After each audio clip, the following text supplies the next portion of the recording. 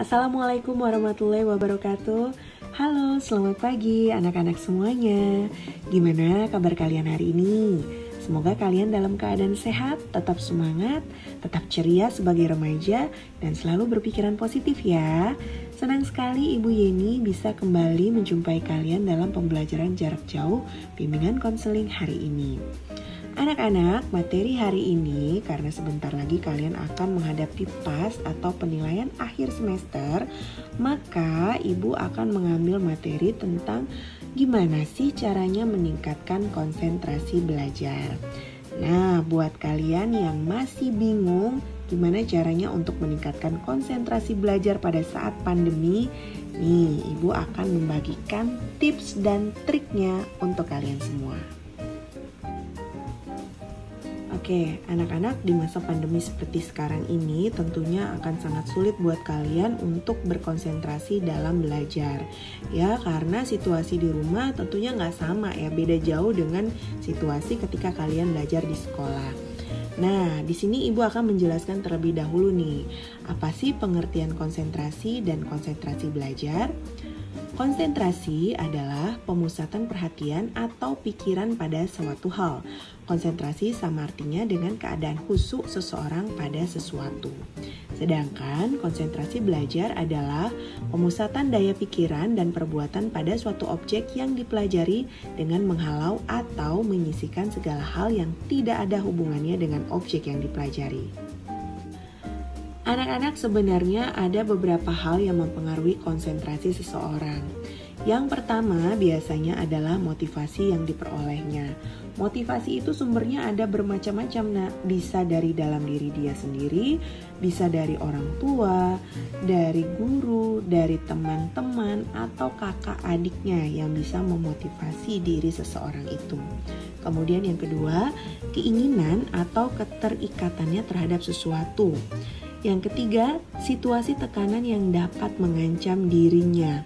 Misalnya ketika kalian akan menghadapi ujian. Nah, biasanya kalian akan lebih mudah berkonsentrasi belajar ketika menjelang ujian. Karena yang kalian pikirkan, gimana caranya kalian bisa mengerjakan soal-soal yang diberikan pada saat ujian berlangsung. Yang keempat, keadaan fisik, psikis, emosional, dan pengalamannya.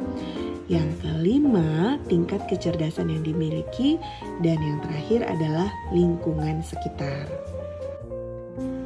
Terkadang ketika kita ingin berkonsentrasi itu ada aja hal-hal yang menyebabkan kita menjadi kurang untuk bisa berkonsentrasi. Contohnya adalah satu, lemahnya minat dan motivasi pada pelajaran. Kalau kita udah nggak tertarik sama pelajaran itu, biasanya kita akan merasa sulit untuk berkonsentrasi. Berbanding terbalik ya, ketika kalian suka dengan pelajaran itu, kalian akan selalu giat dan berkonsentrasi dengan apa yang dijelaskan oleh Bapak Ibu Guru. Yang kedua, perasaan gelisah, tertekan, marah, khawatir, takut, benci, dan dendam. Nah, ini pikiran-pikiran negatif ini yang harus kalian hilangkan kalau kalian mau melatih konsentrasi belajar kalian. Yang ketiga, suasana lingkungan belajar yang berisik dan berantakan. Memang PJJ seperti sekarang ini membuat kalian itu sulit untuk fokus, sulit untuk berkonsentrasi dalam belajar ya. Tapi sebenarnya hal itu bisa kalian buat senyaman mungkin, suasana rumah bisa kalian buat secozy mungkin sesuai dengan keinginan kalian. Yang keempat, kondisi kesehatan jasmani. Nah, tuh betul banget nih. Seperti sekarang nih, Ibu agak-agak bindeng suaranya, lagi agak-agak flu, agak kurang konsentrasi. Tapi ya mau gimana lagi ya. Makanya kalian harus pintar-pintar menjaga kondisi kesehatan jasmani kalian. Terus yang kelima adalah bersifat pasif dalam belajar. Nah, jadi itulah hal-hal yang menjadi penyebab kurangnya konsentrasi pada diri seseorang. Latih konsentrasi itu memberikan manfaat tersendiri buat kalian. Manfaatnya adalah siswa akan lebih mudah dan cepat menguasai materi ajar yang disajikan. Kemudian dapat dipastikan juga bahwa kalian atau siswa yang konsentrasi dalam belajar sebenarnya ia juga sedang aktif. Jadi konsentrasi juga dapat dijadikan suatu tanda bahwa siswa sedang aktif belajar. Kemudian manfaat konsentrasi yang lainnya adalah menambah semangat atau motivasi bagi siswa untuk lebih aktif beraktivitas dalam belajar. Dan yang gak kalah pentingnya manfaat konsentrasi yaitu memudahkan guru dalam melaksanakan proses pembelajaran. Nah, anak-anak, cara meningkatkan konsentrasi yaitu yang pertama adalah kesiapan belajar. Sebelum melakukan aktivitas belajar, kita harus benar-benar dalam kondisi fresh atau segar untuk belajar. Untuk siap melakukan aktivitas belajar, ada dua hal nih yang perlu diperhatikan, yaitu kondisi fisik dan psikis.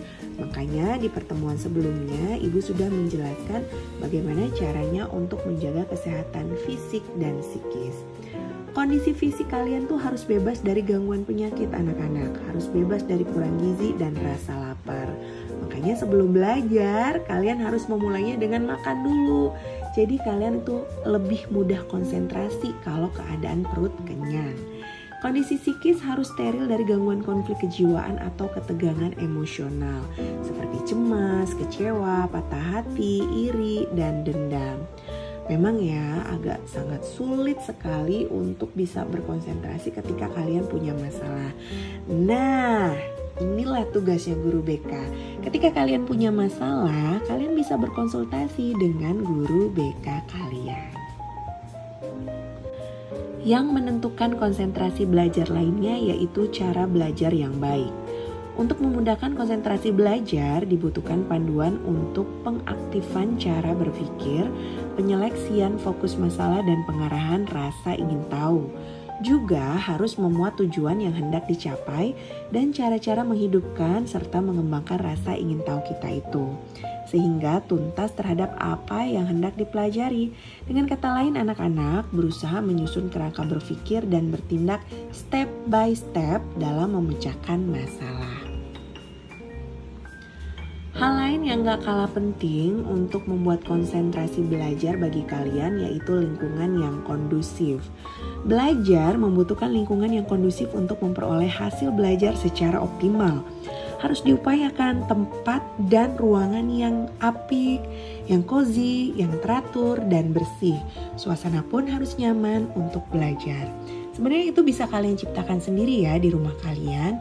Mungkin kalian bisa belajar di taman, di kamar, membuat suasana yang nyaman, senyaman-nyamannya sehingga kalian bisa lebih berkonsentrasi dalam menyerap pelajaran yang diberikan oleh Bapak Ibu guru. Hal yang paling sulit kalian lakukan ketika PJJ seperti sekarang ini adalah belajar aktif. Maksudnya belajar aktif di sini adalah kalian tuh harus aktif belajar, berani mengungkapkan ketidaktahuan pada guru atau teman.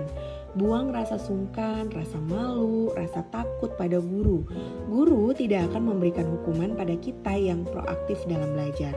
Jadi ketika kalian diberikan materi oleh Bapak Ibu guru dan kalian mentok gak tahu mesti gimana lagi, gak ngerti cara menyelesaikannya, coba kalian aktif tanya dengan guru yang bersangkutan.